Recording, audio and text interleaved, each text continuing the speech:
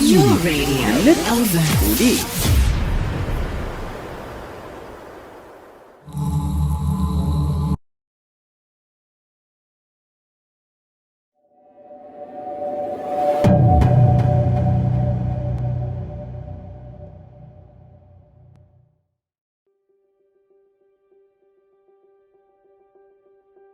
Bonjour, j'espère que tu vas bien. Donc, merci beaucoup d'être avec nous et d'assister dans cette session radio. Donc, merci de se présenter. Moi, c'est ça, Fatoumata, mère de deux enfants. Je suis guinéenne. Enchantée, Fatoumata. Merci beaucoup pour votre participation. Donc, puisqu'on est en train de parler sur le sujet de l'éducation, l'accompagnement parental et son retour à la réussite scolaire des enfants, donc d'après surtout ton expérience comme étant une maman, donc comme première question, je veux savoir pour toi,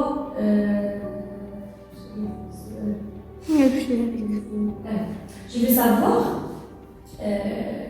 dans ton enfance, est-ce que tes parents ont aidé dans ta scolarité, dans ton éducation en général, donc au niveau scolaire?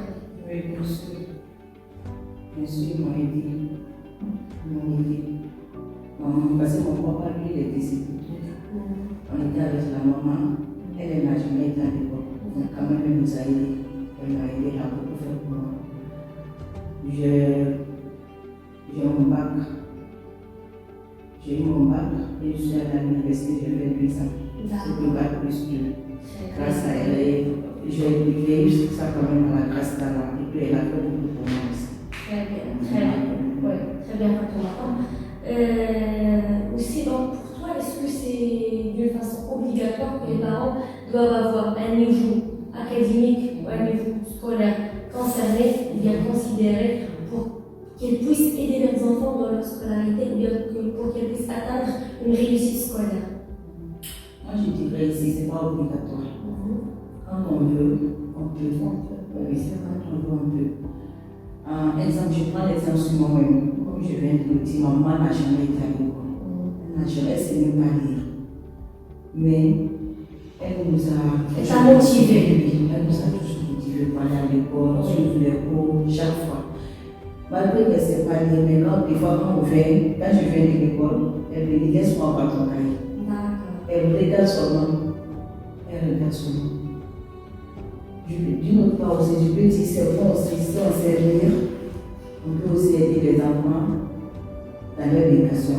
Par exemple, de nos jours, quand je prends l'exemple de nos jours, quand on a un enfant qui part à l'école, par exemple, si je suis avec une maman qui ne sait pas lire, les enfants vont à l'école, on peut venir avec des devoirs.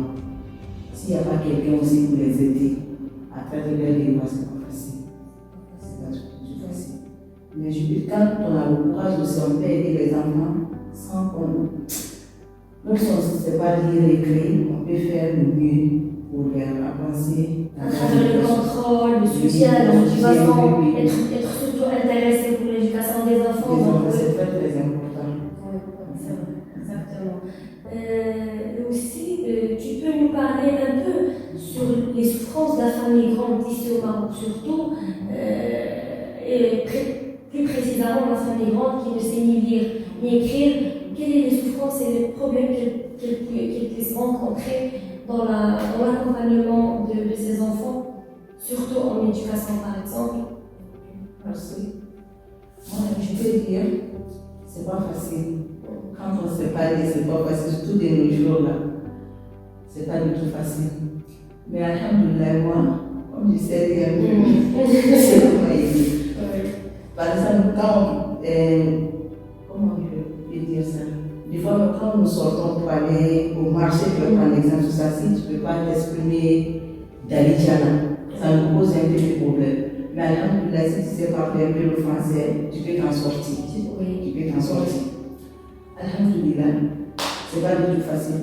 Depuis que je suis rentrée au Maroc ici, je n'ai jamais travaillé avec les enfants. Où tu vas laisser tes enfants pour aller travailler.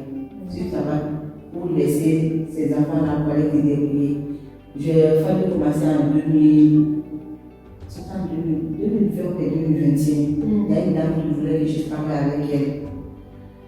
Quand je sortais le matin, moi j'avais mon petit garçon qui avait 9 mois.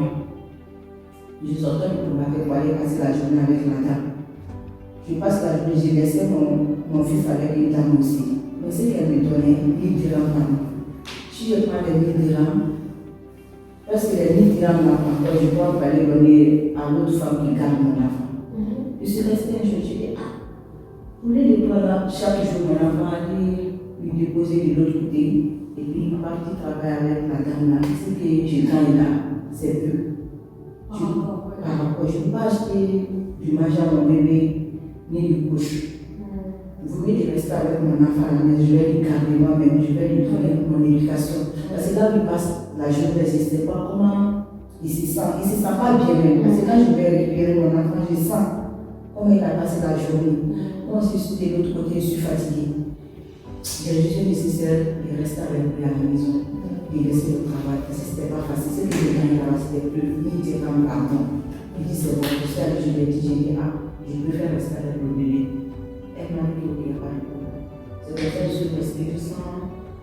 Il y a une dame qui m'a parlé d'ici, et j'étais venue ici. Je suis venue m'exprimer avec la défense. Elle m'a expliqué les procédures, comment ça va se passer.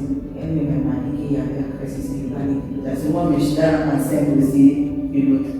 Oui, puisque tu as parlé du fait que tu bénéficies aussi dans l'association, quelle formation tu fais? Cuisine. Oui. Cuisine. Cuisine, c'est bon. Donc, tes enfants, est-ce qu'ils bénéficient des activités parascolaires et du suivi scolaire, de la scolarisation avec l'association? Bien sûr, oui. Depuis que j'ai commencé à progresser, les enfants aussi partent là pour chaque mardi. Si je pars les déposer les deux. Après, je viens à 9h du matin, je suis déjà là-bas. Je pars les déposer. Parce que je commence le cours ici à 12h. Je pars les déposer, après je viens ici. Après le cours, alors je pars les déposer. Tu les laisses là, je comprends. Voilà, très bien. Donc, merci beaucoup, Fatoumata. Merci pour tes idées, pour ton engagement avec nous, ta participation dans cette session radio et l'enrichissement de ce sujet-là. Donc, merci beaucoup, Fatoumata. À la prochaine. راديو ليك منك وليك.